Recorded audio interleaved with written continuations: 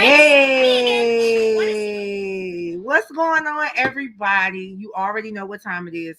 It's consulting time, and it's your girl, Lily Mae, and I am so excited to be back with you this evening. Once again, on this consulting time, it's the only platform that you can come on and speak consciously and freely without fear of judgment or retribution. And I am elated to have the guest that I have this evening. Now, I have to say that this evening, we have a very interesting combination. Okay. First up, we are going to talk with Attorney Gerald Griggs. And guys, distinguished advocate and an activist. And it's really exciting to have him here as he is dedicated to seeking truth, mercy, and justice. So, without further ado, Attorney Gerald Griggs, how are you? I'm doing great. How are you doing? And thank you for having me on the platform. Yes.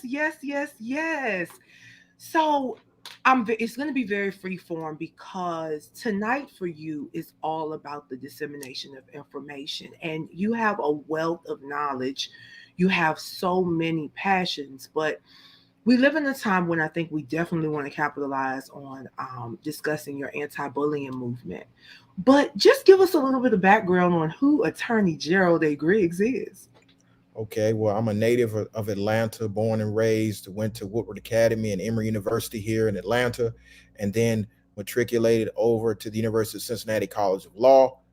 Came back to Georgia, passed the bar, and have been practicing law for 17 years, primarily in the areas of criminal criminal law, civil rights, some education law, and some personal injury.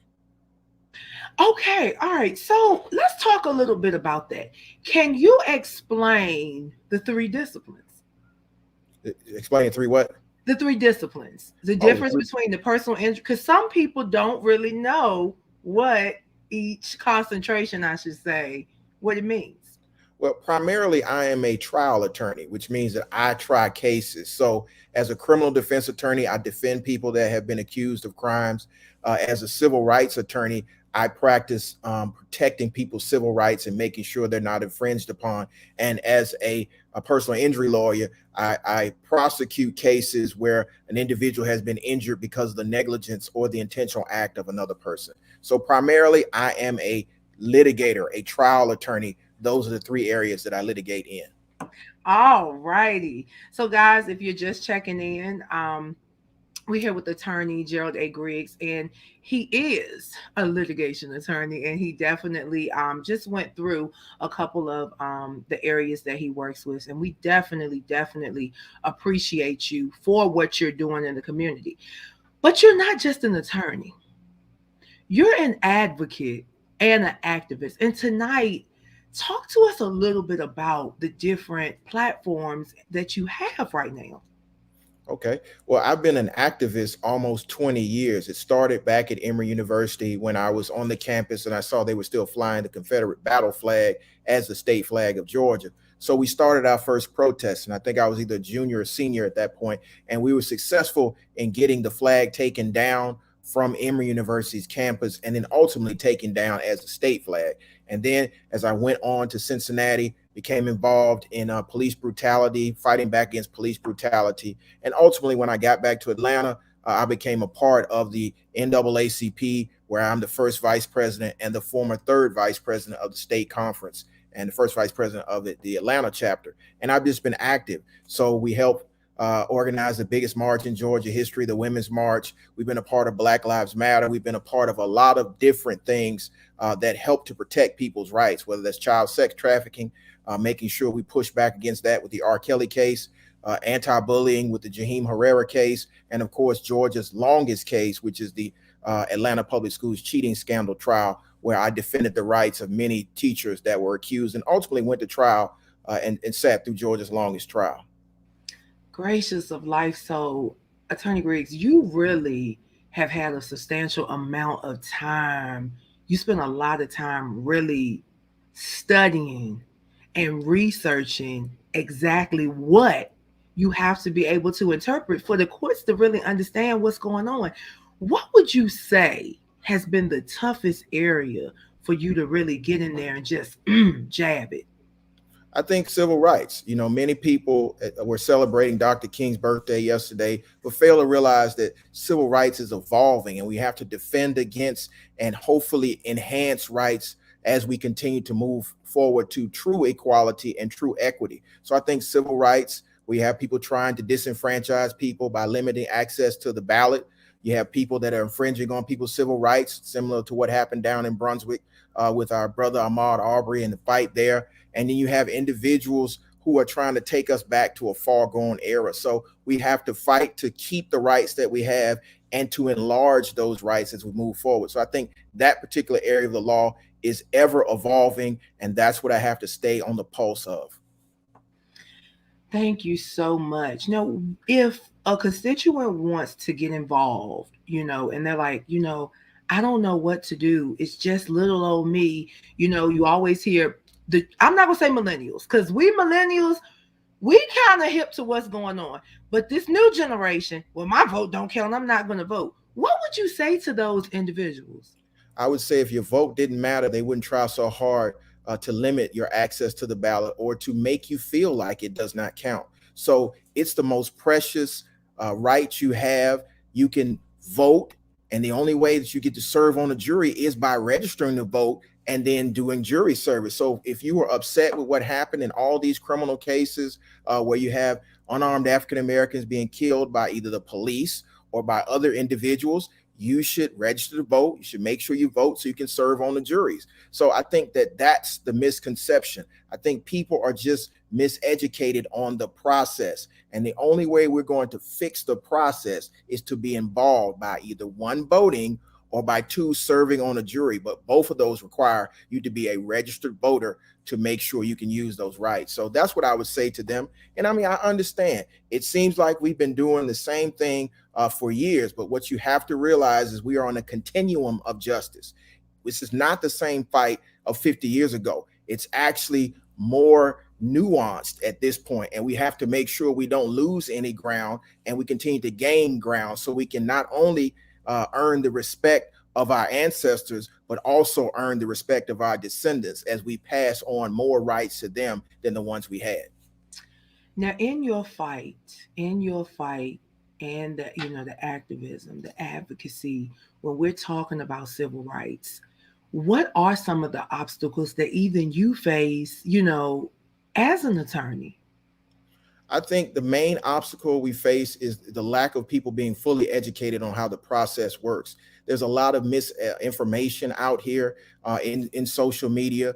One of the blessings that we have is also a curse. We have access to so much information that it can become overwhelming, but we have to distill it down to its essential parts, and we have to leave it to the experts to break it down. That's one of the reasons why I became an activist and an advocate, so I could bring my legal knowledge directly to the people and actually break it down. I see so many people talking about the Constitution wasn't written for me, so it doesn't apply to me. Well, yeah, the first part of the Constitution was not written for you, but the amendments that enlarged the access of individuals to your civil rights certainly applies to you. The 13th, 14th, and 15th Amendments speak directly to that. And if you have a problem with this country, then you can push for more amendments to enlarge even more rights. You can push for more legislation and get things passed. But the only way you're going to do that is by participating in the process. People don't understand there are three co-equal branches. So when you have a problem with the legislature or you have a problem with the executive branch, you can always come to our branch, the judiciary branch, where we actually interpret the law and make sure that it's applied equally without fear or favor. Wow, guys, if you're just checking in, the knowledge that is being presented here this evening is immaculate. And guys, I'm all about transparency. And I always say, I'm not anti anything, but I am pro Black because that's all I know. And tonight is just, it's about that. It's about being creative, being an innovator, being a leader, and being a visionary. This gentleman is a visionary. He's been in this fight for a while, and he still continues to fight for our civil rights, your civil rights. He understands that what he's doing right now is for generations to come. We deal in the here and now, but really and truly, we have to prepare for later on. And so, Attorney Griggs, it's awesome to be able to even touch you virtually because I don't really think people know just who you are. When I was reading about you and doing my research, I was like, dang, like this is amazing. So, can you talk to us a little bit now about the anti-bullying movement? I think that we live in a time now, cyberbullying is ridiculously high. And being in behavioral health by day and in the entertainment industry by evening, working with independent artists, I'm finding that a lot of the cyberbullying practices that our babies are picking up, and some of us too, are a direct result of what we see from our mainstream artists. Can you talk a little bit about kind of the journey from that? I think it was Jaheim Herrera, correct? That's correct. From that case to now, like a little bit of the evolution and the changes that you've seen taking place.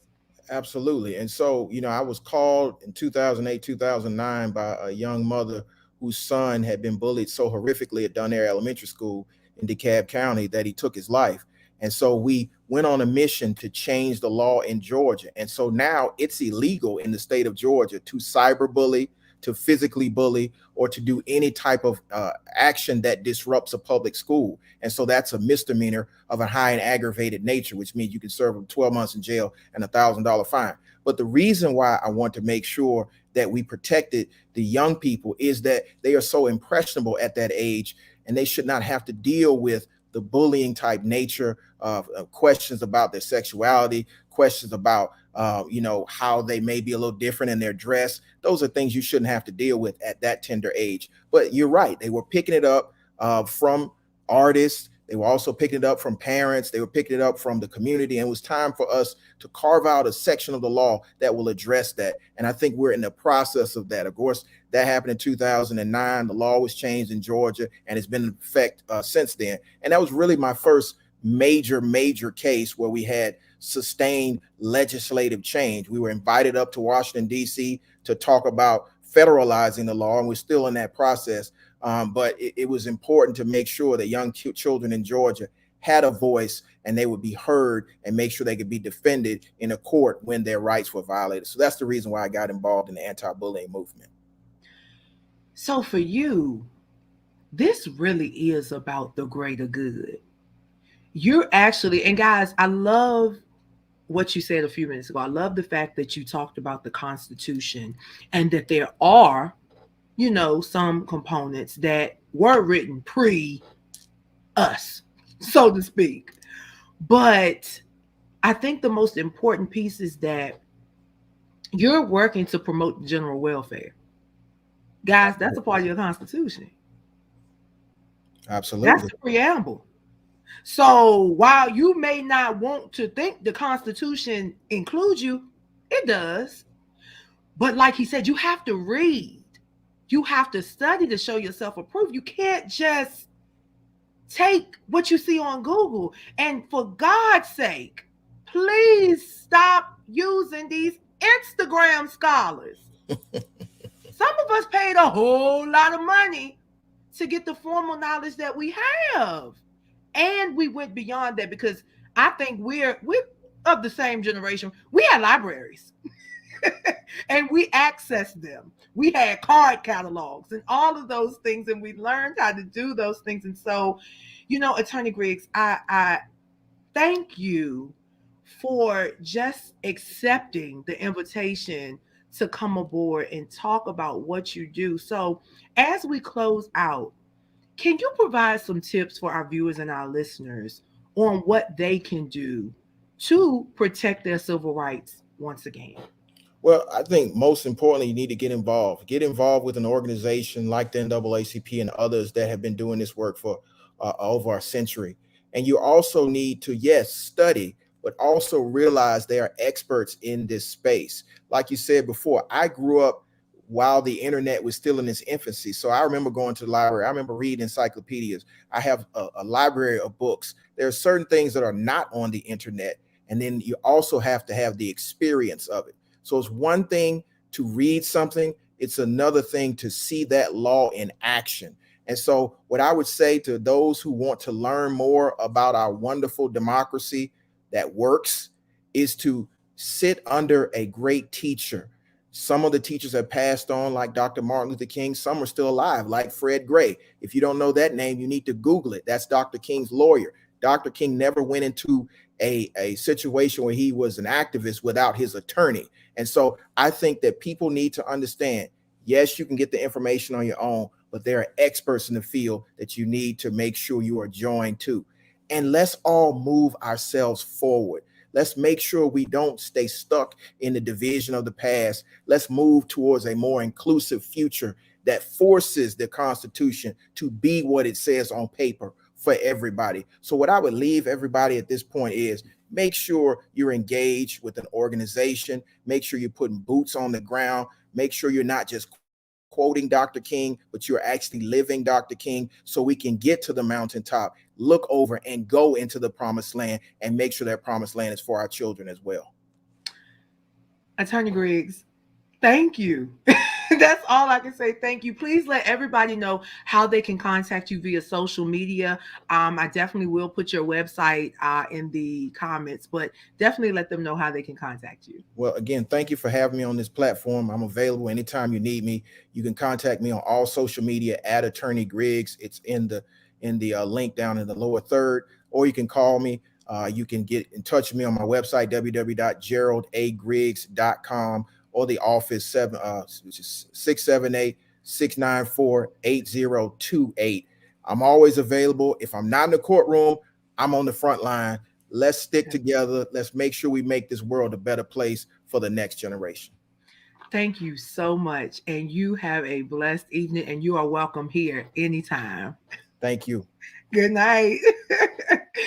Guys, this is what it's about. It's Consulting Time is here to bring you leaders, visionaries, creatives, and baby, let me tell you one thing about it. You always need your lawyer. That's what the old country folks say. You need you a good lawyer, just like you need you a good undertaker. I'm just saying. And while you got your lawyer and your undertaker, you gotta be eulogized the right way. So you need you a good pastor. You need somebody that can intercede on your behalf, because anything like me, some of them prayers that you send up ain't quite making it there. But guys, without further ado, I want to present to you a gentleman whom I came to know electronically. And reading about him doesn't do him justice. Now I might put him on the spotlight for real. I don't know if he got them vocals ready. He might need to go get him a little lemon water. But guys, I present to you Pastor Jeremy Tuck. Hey, hey. How are you? I'm great. How are you? I am doing wonderful. Look, I told him, look, we got the lawyer. Now you need your pastor. Right. Because we're going to come see you before we go out there to fight on the front line. That's right. And then when they try to lock us up, we're going to call Attorney Griggs. See, I tell them, I try to bring them purpose over popularity. I'm trying to get you prepared for wall. That's what my grandma used to call it, wall. But Pastor Tuck, thank you so much for being here. I wanted to do this grand introduction for you, but what I have noticed just in reading about you, you're a humble man. You have traveled a lot, and you have a lot of talent. So I'm gonna let you introduce yourself, and then we need to talk about this singing, songwriting, and musical ability you have. Absolutely. Well, I'm Pastor Jeremy Tuck. I pastor Living Faith Tabernacle.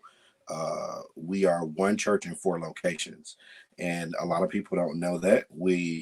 Our main campus is in Forest Park, and we have a Palmetto location, a Columbus location, and we also have a location in the Republic of Kenya. So super excited about those things. I'm the father of 5 little boys by the same woman, might I add. Hello, somebody. And also served as the president of the NAACP in the Connecticut County chapter. So super honored to be a part with Attorney Griggs and to hear him talking about the efforts that have been done in the community. And so had an opportunity to serve there for 4.5 years as the president of the NAACP in Connecticut County. And I'm currently working on a psych degree as my background is in mental health. And I believe that's an important thing in this climate and in this time. And I love God. I love the community. And it's just an amazing thing. And I just want to say to you that I'm humbled to be here. And I'm just grateful for the opportunity. Well, I am grateful to have you here. And also, as you go on your journey to clinical mental health counseling, please know that when you are done, email me, because it's always a job waiting on you. And I'm going to leave it at that. Yes. Anybody that know me know what I do by day. So right. I'm pretty sure it's a job waiting on you over there somewhere. Absolutely. All right. So Pastor T, as you are so affectionately called, tell me just a little bit about what you do outside of being a pastor, because it's a lot.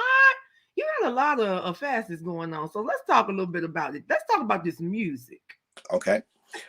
Well, people have no idea that years ago, there was a record company called Black Island Records. stationed in New York or in New York, I'd gotten a deal with them. And of course, they went belly up, and the album, of course, didn't go anywhere. And so I still did it independently. And at that time, and again, I think me and you are in the same era. There was no social media. We didn't have Instagram, Facebook, TikTok. We didn't have any of those things. So basically, CDs was like the thing. And so $10, $10 all day long. And so I got an opportunity to work with some really, really great folks, and put the album out. The album did really, really well. I was literally selling it out of the trunk of my car. But I said all that to say it opened so many doors for me to be able to connect with some of the mainstream artists that you see today. I met people like Jonathan Nelson, the Clark sisters, because I grew up Church of God in Christ. I could go on and name a whole bunch of other folks that we're really great friends today, because of God kind of allowing me to roll into the industry on that side. Of course, I transitioned from that and did some writing and some other things, and all of that, which is the side that I'm more interested in now, because that's where the money is, the real money is. Can you say it one more time? Because everybody want to get on the stage and be in front of a camera. Please tell them one more time. Where is the money? The money is in the writing, and I'm gonna say something to you, Lily Mae, that I say to the folks at my church. You always want to be the individual that owns the stage, because when the light goes off, you still own that stage. So no matter who's on that stage, you own it. Wait a minute, run it back. Run it back one more time. You always want to be the who? You always want to be the one or the individual who owns the stage. If you own the stage, it does not matter. It does not matter who's on that stage, because you own it. So when the lights go off, I still own this stage. Y'all better drop the mic on everything he just said. I'm never at a loss for words, but what you just said is everything. Absolutely. And I think let's make it practical, because some people, it still went over. Let's make it practical. Basically, what he's saying is this. You know how people say they made $1 million, and you like, ain't no way they made $1 million. Well, guess what, y'all? I figured out this in the first 14 days of 2022. They probably did make $1 million. Yes, they did. But the part that they don't tell you is that they had to pay out $999,999, so they only have $1 to show for it. Absolutely. But if they owned everything that they did, they would have that $1 million. Absolutely. So guys, think about that. When you want to be front and center, understand that even Beyonce has people to pay. Yes, she do. Yes, she does. People to pay. And you have to think about that thing. So when you hear all these people saying, oh, come work with me, you're going to make $1 million, understand that they may make $1 million, but realistically, they may only bring home $50,000 or $60,000, and they got to take care of home. And in 2022, even with a household of one, inflation, they need to make $70,000 poverty. Right. Somebody. And Lily, I'll even go on to say this. Things don't go wrong, they start wrong. Oftentimes, people pop. Woo. Woo. Y'all, I had to take him out. I had to take you out. Hold on. Look, I'm about to say, help me, Holy Ghost. Say that one more time. I had to reintroduce you. Come back. So things don't go wrong, they start wrong. And so when people say to me, this is going wrong, I go back to them and say, tell me how it started. Because if you can tell me how it started, then I can tell you how it went wrong. Because oftentimes we start relationships wrong. We start the job wrong. You lied on your resume, so therefore you started wrong, so it was going to go wrong. You gave it up on the first date, so therefore you started wrong, so it's going to go wrong. Well, I had a drink, but I will say it publicly on camera. That's my ginger ale, pineapple, and orange juice.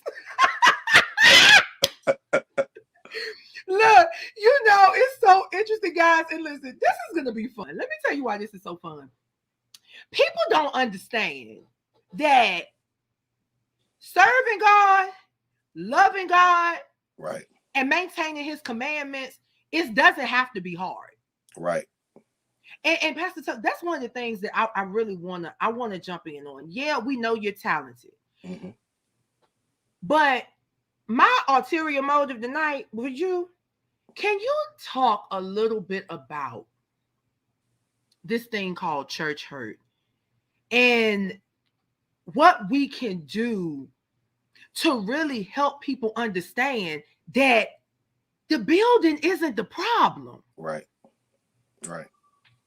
Well, I appreciate this conversation, because when people get hurt at work, they don't call it work hurt, or when they get disappointed at the red light, they don't call it red light hurt. I think it's a magnifying glass that has been placed on the church for specific reasons. But you have to understand that when you're dealing with people and individuals, there's always going to be some indiscrepancies. There's always going to be some issues, some problems, some things that may or may not work. Again, I'm often saying to people, you can be on the right trip with the wrong people. And when you're on the right trip with the wrong people, it hinders your estimated ETA. And so what happens in the church world, because it's church and we spiritualize it and we feel as though that everybody should have God and everybody should know God, and all of our relationships are different. And the notion that it's just church hurt, no, it's people hurt. Because again, people hurt people.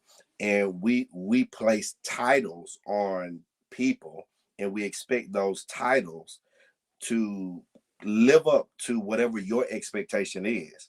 But what happens when I don't live up to the expectation of your title? And I think some of the energy and some of the teaching has to go back to the pastor. Well, the pastor has to say to the people, I'm not the one that needs to be worshiped. I'm not the one that needs to be put on a platform, because if I fall, then you fall too. Or if I say something that may be indiscrepant to you, you may feel a certain way. And so for me, to I think clergy has to take some form of responsibility of what we see church hurt as now, because we've made ourselves gods. I've been in the church all of my life. My father was a pastor. And one of the things that I've always said, 30 years ago, we didn't have a lot of pastors that were multimillionaires. 30 years ago, we didn't have a lot of pastors who were that far removed from their members.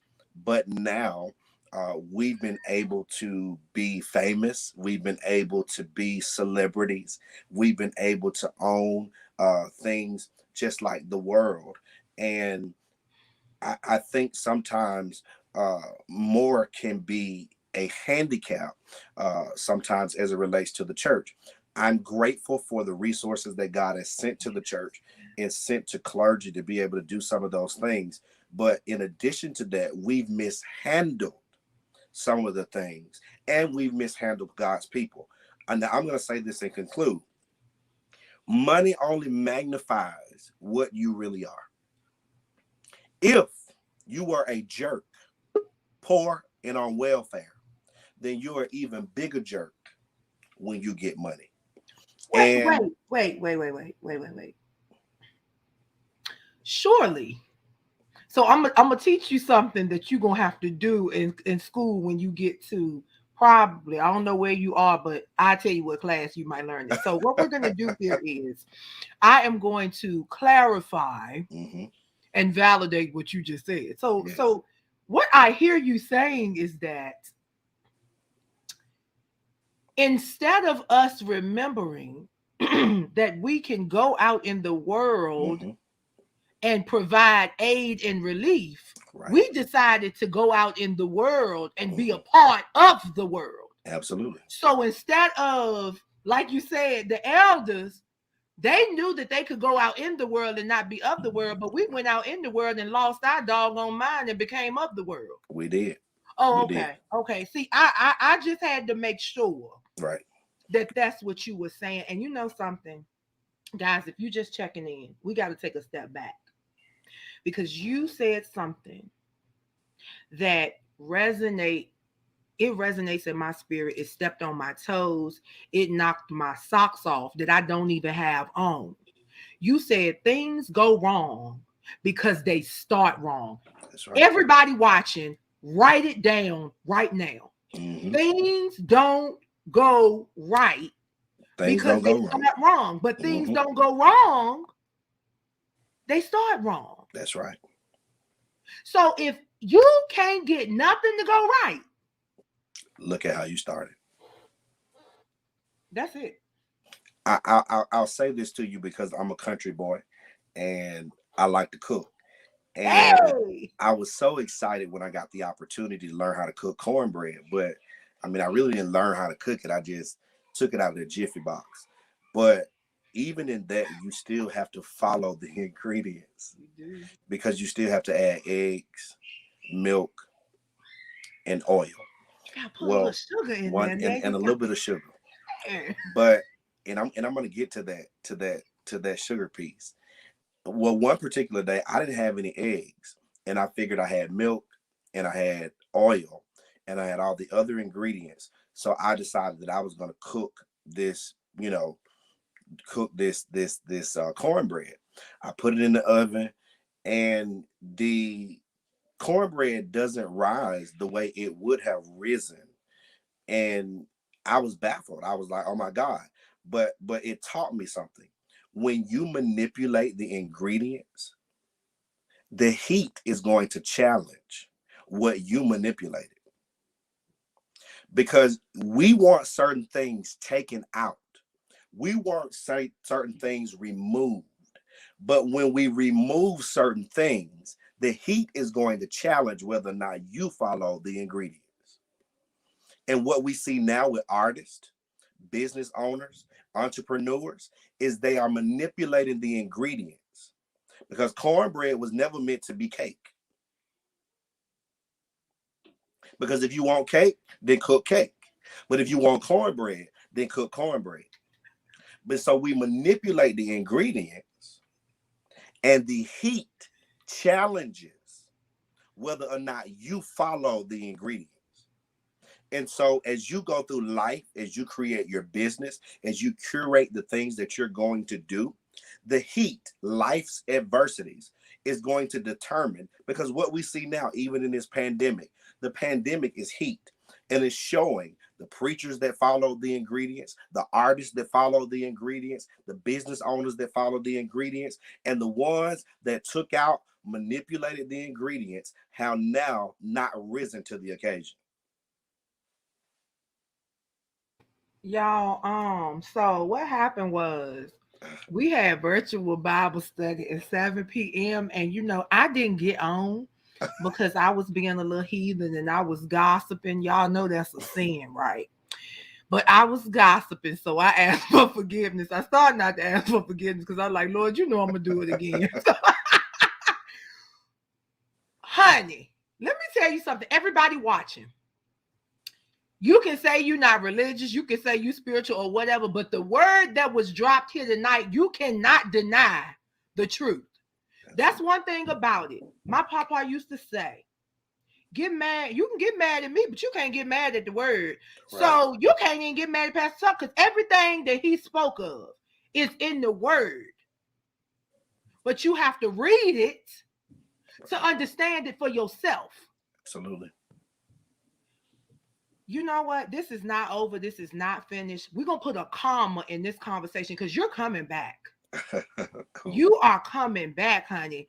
Let everybody know where they can find you on social media and what we have to look forward to from Pastor Tuck in the days, weeks, and months to come. Absolutely. So you can follow me on all my social media handles at Pastor Jeremy Tuck. Instagram, Twitter. My son's got me doing a little TikTok. I quit Snapchat. Too many social media handles. But Facebook, Instagram, YouTube, you can find me there, Jeremy Tuck. You can find me on all of those platforms. What do I have coming? There's something major that's coming that my church and I were doing. It's called Undercover Blessing. And for you folks that this is your first time meeting me, we pride ourselves as a church that really gives back to our membership and give back to the community. And so just last year we gave away a home to a faithful member in the church who was recently diagnosed with multiple sclerosis. And she had been at the church for 16 years, and she could no longer work because her body was degenerating. And so my wife and I and the church, we got together and we gave her a 3-bedroom home, fully furnished and no utilities for a year. And some of you are saying, what is give? We gave her the home deed in hand. And we didn't do it publicly. We of course we did it in the church, but we didn't do any press releases. We didn't do any things like that, because sometimes, and not all the time, but sometimes I believe that what you do privately, God rewards you openly. And so in this year, we've made a commitment to give away 12 homes, and we call it the Undercover Blessing. And in this Undercover Blessing, we're going to be giving away homes to people who have no idea that they're about to get a home. And I know what people are asking. This is everybody in your church and everybody that gives. Nope, it is not. These are random people. I like Waffle House. And because the girl at the Waffle House serves me and she serves me faithfully, she has no idea that I may be giving her a home. And so that's something that we're going to be doing in 2022. And the goal is to give away 12 homes this year, fully furnished, no utilities for a year. Because what we have to understand is how do we change wealth in our community? How do we transfer wealth in our community? How do we train and do all of those things? It's through home ownership. It's through equity. It's through all of those things that we don't talk about. The last thing that I want to say that we did for the lady with multiple sclerosis, even after giving her a home, her house was fully furnished. She didn't have to pay for anything. And so she left her spot, all furniture there, and walked into a new home with brand new everything. But we didn't stop there. She was a member for 16 years. We went back and pulled her tithing records and gave her back every dime that she sold into the church. And so what I'm saying to you is that God is calling for people that really want to be different. And God is calling the church to a different place. That's And it. I want to be that beacon of hope for people to say, yes, my pastor is wealthy, but my pastor is also a giver and a life changer of the community. And so if I could leave an encouraging word with anybody or with any person, it would be to understand and know that God has you, and that there'll be a season that the same individuals that looked over you will look for you. Hello, somebody. And so I want Mm. every person that's watching tonight to be encouraged and to look beyond your current circumstance and know that you're looking at a young man who grew up on the system. But now I'm growing up on another system, and it Oh, ain't the welfare system. And woo! so we're bringing that same system to our church and creating entrepreneurs. So those are some of the things that we have going on. So we have Undercover Blessing, where we're gonna be blessing 12 people with homes this year. So for those of you that are watching, pray for us in this endeavor that we may change our community. I say this to you, Lily Mae. If God never calls you to the world, then He called you to your community. And if you change the people in your community, then they will in return go and change the world. Mm. Guys, look, everybody that pay attention to this platform, they know who I am. They know who I am and they know whose I am. No matter how far I go left or right, I'm always coming back to the center. Absolutely. Pastor Tuck, you know, I'm grateful that you came here tonight because I know you ministered to everybody watching. You're ministering to everybody that's going to watch later. Absolutely. And even those who aren't watching now, somebody's going to go and tell somebody. Absolutely. That's going to tell somebody. That's going to tell somebody. Absolutely. That he is real. He is. And that's all I got to say about that. That's it. Pastor Tuck, thank you. This is a comma. This is not a period. You will be back. I bid you Godspeed. And please, please, please be blessed as you bless others. Thank you. Have a good evening. You too. Woo! Okay, let me get myself together because y'all already know. Like, real talk. Before I bring on the lady of the hour, we are living in some tough times. All of the scammers, the con artists, this world is now the den of thieves and robbers. It always was, but now it's at an all-time high. And if you do not stop trying to forge and maintain relationships with people who don't give a dag blame ham biscuit about anything that you have but what you can benefit them with, you're going to be lost and out back. Nobody desires to be in relationships with thieves and robbers, except for those who are thieves and robbers themselves. All right. Lastly, the lady of the hour. Guys, Miss Lynn Townes is a speaker. She's an author, a motivator, an inventor, and she's a developmental therapist. And so, we're going to have a good conversation because y'all already know what time it is. Let me just bring her little pretty self out.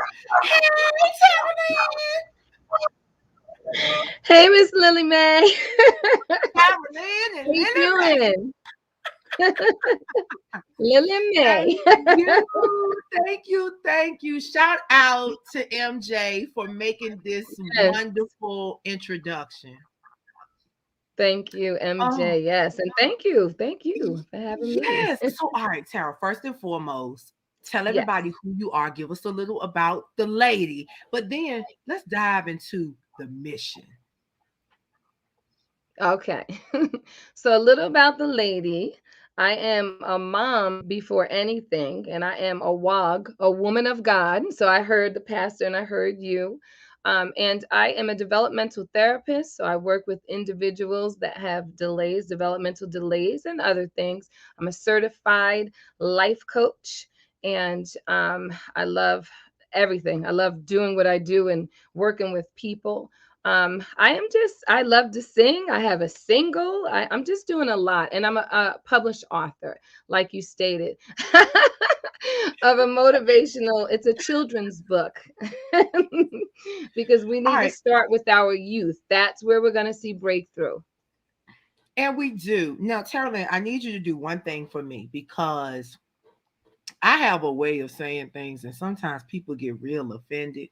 I guess it's because I grew up with older parents and, they don't have no filter. Can you please discuss the difference between being a coach and being an actual therapist? Because I'm not knocking anybody's hustle, but I'm struggling with the fact that everybody now is some kind of coach when there are those of us who had to get 4,000 clinical hours to be a coach. Okay. So please put that out there because I'm struggling with people that are paying people for stuff that, to be honest, some people don't need a life coach. Some people need a therapist, and some people need a clinical psychologist to evaluate them and then send them to a therapist. So please have it. I would love to do this. And this is very ironic that you're asking this question because I was talking to my sister today, and I was saying that we have all of these experts on suicide. Me, as a therapist with 15 years in the game and a life coach, I'm still very, very careful when I have that type of client. Okay. So I will say this: there are life coaching programs out there that are online and that are 2 days, and you cannot figure out the psyche, you cannot diagnose, you cannot identify a breakdown and lead somebody to a breakthrough in 2 days of learning life coaching online. That's no. Okay. Now I'm once again, I'm always positive. Okay. But I have to be real with that, because as a clinician, it's a serious thing. So when you take on someone that's, growing through, instead of growing through something, and there's a severe mental illness component, or there's something that you don't even know how to identify, the markers that it takes to identify something, please don't touch it. And I'm just being real, because you can harm someone. I love that how we're seriously in society, we're embracing, veganism, we're embracing holistic modalities, we're embracing all of this stuff. And that's wonderful. But mental illness is a beast. And if you really don't, have that practicum, when those practical hours, don't touch it. So the difference is, we're going to start off with that. But the difference is that a therapist is someone who has reached the master's level or the PhD level, and that's when you become a psychiatrist or a psychologist. Those are medical doctors of the mind. And then we have, MFTs, marriage and family therapists. We have different, areas of therapy. A life coach, don't get me wrong, I'm certified, but I also have that clinical background to back mine up. So I would say that it's a certification. It's a certification. You definitely tap on, psychology. You tap on different areas of life. You tap on how you show up, how you can bring others to breakthrough. I'm not saying that people can't bring people to breakthrough, because you have very talented people. What I'm saying is be careful. We're in a state right now where suicide is to the moon. Domestic violence has doubled. Children between the ages of 7 and 17, where it was, almost 5,000 a year and 2,500 related to bullying. Those numbers are now staggering. So what I'm saying is, if you're not equipped enough to handle those types of things, please don't. That's a plea from a therapist. Don't do Thank it, y'all. you. And No, but thank you so seriously much. though, but I will say this: I love that we're seriously walking into the light of, engaging others in positivity, inspiration, motivation. I mean, I Yes. can't even open up my media without a motivational quote or something on it, and I love it, because that's showing that inside of all of this negativity that we have going on, we still can be happy and positive as we can. So I just feel that they have their places, and everyone should just stay in the place that they're most comfortable and trained. The thing is training to be in. You know what? Thank you so much. You put Okay. so eloquent. It was so eloquent and tactful. Honey, I just get so, I'm like, by the end of the day of dealing with children and adolescents, it's like, listen, I got patience for kids, but I don't have patience for you grown folk now. Now, Sally, Exactly. let's before we even talk about the passion projects, let's talk about this single. Yes.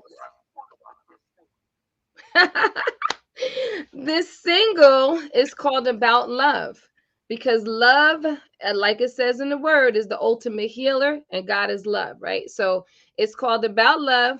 I dedicated it to my son, my walking inspiration. I said, I'm so blessed to wake up next to my inspiration every day. Some people have to find their inspiration. My inspiration is right next to me.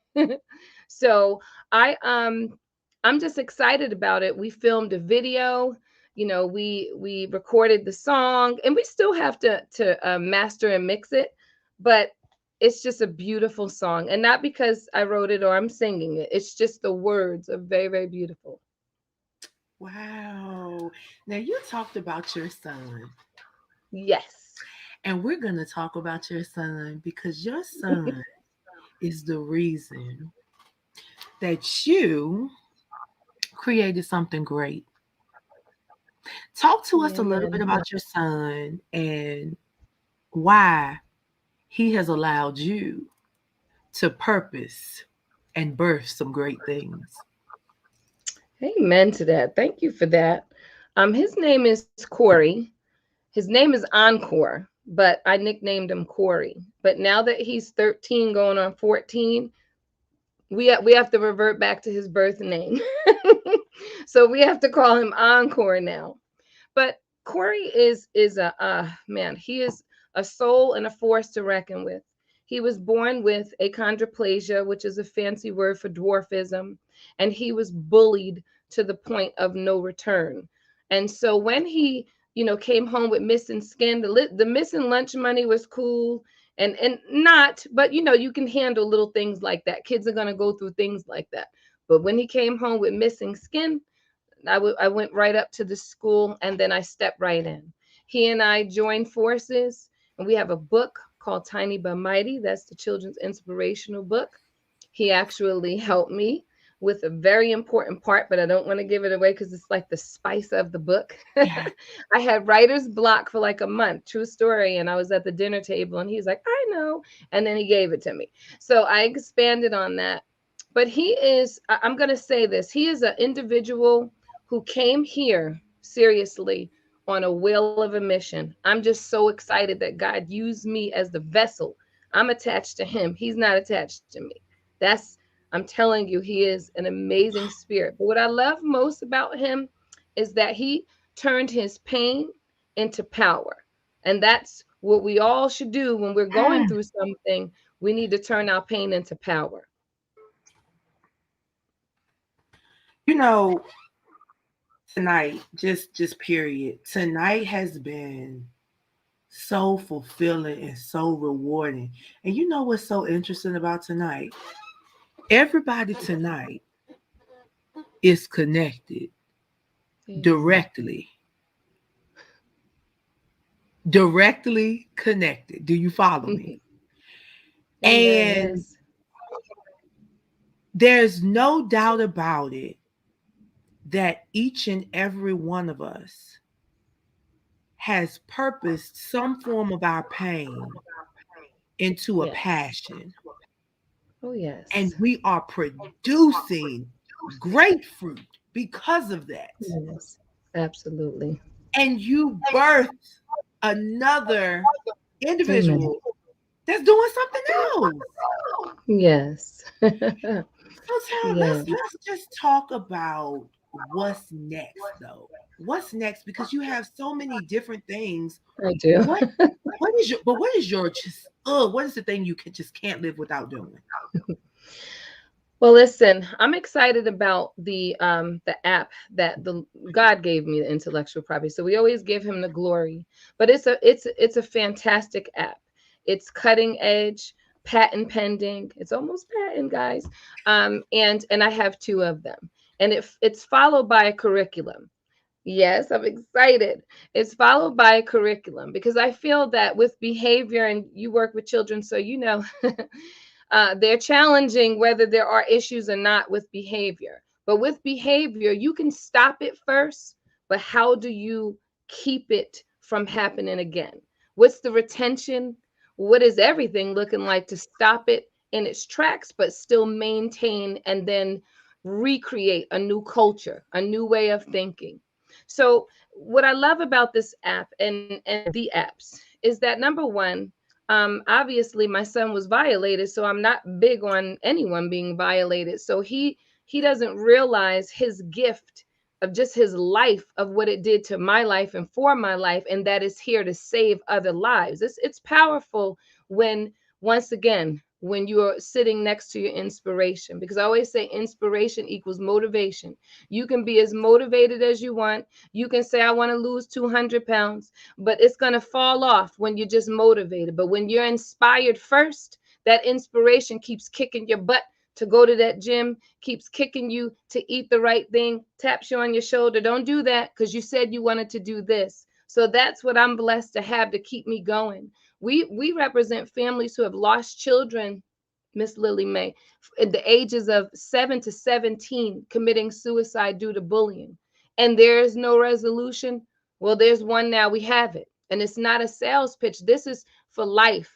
This app records, this app tracks your child, it alerts in real time. So when your child is getting violated and bullied, you get that alert and you can see what's going on. It alerts the admin in a school so no one can say, I don't know that that happened.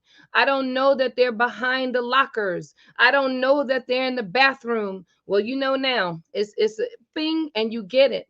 And then you can address that. Because the thing is, we talk about bullying. We talk about now in this pandemic. I like to say that this is a epidemic that lives within a pandemic.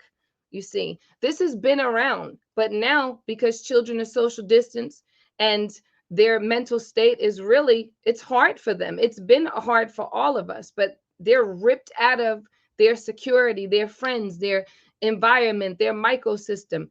And they're like, okay, this is not okay. What do we do with this? How do we process this? We feel like we're by ourselves. You don't even know what's going on. Well, with this, you can never say that you don't know what's going on because it records in real time. So that's the game changer. It has a social media platform so the children can directly go from their social media platforms and they can report their bullying. It has a bereavement section to the app where you can see all and read the stories of the many, many, many, many children that are no longer with us because we left the reins in the hands of the children, where we need to seriously take them back and take control. We let TV and we let the iPad and the cell phones and the everything technology raise our children. We're competing as parents with technology. So this thought to me, meet them where they are. They love technology. Here it is, right? We need something to happen in zero time. So that by far is getting this in all of the schools in the United States and getting this, in other countries. I have people reaching out from Johannesburg and everywhere. I mean, bullying is everywhere. I'm learning that myself. So my getting that goal just for this to be in every school everywhere is just, that's what lights up my soul. That's what makes my heart sing. Now I have a private practice and that also makes my heart sing and my soul dance. That's the last line of my book. But it does, because I love meeting people. I love talking to people, and I'm fed when I'm feeding as well. So there's nothing better than that. You know, oh gosh, guys. Even in the midst of all that your app and your book and your programs do, we live in, it's just so disheartening because we live in a time when we need all of these things, when if we really think back, and it's not far, some 70 years ago, our parents and grandparents were fighting a whole different battle with Yes. bullying. Right. And I'm grateful that technology has evolved, Mm-hmm. but I think my sincere hope is that we will begin to embrace love, like you said, embrace love and Yes. really realize that we got to love ourselves first. Yes. Absolutely. Because if you love you, Absolutely. you're not going to want to bully. Right. Absolutely. There's Charlie. so much. I agree with you with that because the technology part is one of it, but being a person who believes and knows that love is the greatest healer, I'm saying to myself, had to back it up with something. So we backed it up with the curriculum. And inside of this curriculum, it's called Be Brave. There's empathy in there. And there are different types of SEL, so social and emotional learning, activities, music, theater, everything is within this curriculum. Because I said to myself, as a developmental therapist, there's different ages and stages, and yes, we go through things and we grow through things, and that's fine. But once again, how do we keep the retention of good behavior, or should I say desired behavior? How do we rid our society of labels? Because this is why people are dying and killing themselves, because they're labeled. Oh, she looks like a boy. And oh, he's little, he's big, she's overweight, he's underweight. It's like we can't please society. We can't please the conditioning system that has been planted, like when you were talking about way back when. But back then, I will say this, my father is 81, and he had this question, and I thought it was very interesting. He said, Lulu is my family name. How come when I was a kid, someone takes our sandwich or, whatever, pushes us down, you just go, you bring them around everyone, you give them a little punch in the nose, and everyone's friends again 2 days later, and the bully leaves you alone. And I said, Dad, because society had values back then. Society had two-parent homes back then. Now we don't have two-parent homes. I mean, we do have some, but I'm saying a lot of the bullies and the statistics come from a lot of different things that are missing in the home front. So today I said to him, Dad, that sounds wonderful, but if you punch someone in the nose today, they are coming back tomorrow with a gun, and they're going to shoot people who weren't even involved in the scenario. Now that's it. That's the kind of world we live in right now. So you can't play with that. No. So what you need to do is recondition, just like we were conditioned to think a certain way. Racism, feminism, all of the different labels and the different isms that have been planted into us. Why can't we just grow a new seed? Why can't we can plant it, but I said grow it on purpose, because you can plant anything. That's the idea, but the action is growing that seed, watering it, talking to it, the sunlight, everything. Why don't we do that? That's what we're missing in society today. Years ago, like you said, your papa, grandparents were important. Today, I gotta go to Nana's house. It's like a travesty if someone has to be a grandma today. Let's just be real. Grandmas today look like me. Yes. And me too. Yes. Really? Yes. Nobody, I miss seeing real grandmas with that long flowered nightgown, because my mama still got hers. And the head rollers. Girl. And the plastic sofas. But not the hot comb that you put on the stove. Everybody got these ceramic stoves now, so you can't even put the hot comb on the stove no more. The whole theme back then was real.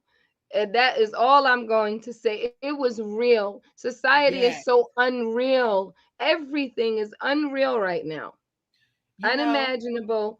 And for some feel it's not even fixable, but we can. It's true. Tara Lynn, before we close out, let everybody know where they can find you on social media and purchase the book. Yes. So the book is on Amazon. We're in Walmart. It's called Tiny But Mighty. And the our handles on social media is bullyingbuddy.world, stomp.world. I'm Tara Lynn Townes. I have my own page. Living Beyond You is my private practice page. We're all over the place, you guys. Go and download that app, though, because with one push of a button, we can save a life. So I don't know, who wouldn't want to help save a life? Push a button. We made it affordable. It's not about the money. It's about the mission. That's what it's about. Guys, listen, I need you to go follow her right now on social media. Thank you. She's on IG. Then I need you to go get the Bullying Buddy app. Parents, go ahead and download it. Go ahead and download it. My thing is, if you buying your kids these $1,500 phones, put the app on their phone. And while you buying $1,500 phones and $800 shoes, go buy her book. Yes. The app is $9.99 and it's in both Apple and Android. It's on tablets. It's top notch, you guys. Seriously. Our kids are worth it. Thank you. Thank you. Guys, this has been one spectacular evening. From Attorney Griggs to Pastor Tuck, and ending with a spectacular, phenomenal woman of the hour, Carolyn Townes. Thank you so Thank much you. for being here this evening, and you are welcome back Thank you. anytime. Oh, thank you so much for the opportunity. Be blessed. Absolutely. Bye. Bye. All right, everybody. It's been real. It's consulting time. That's all I can say, guys. Have a great evening.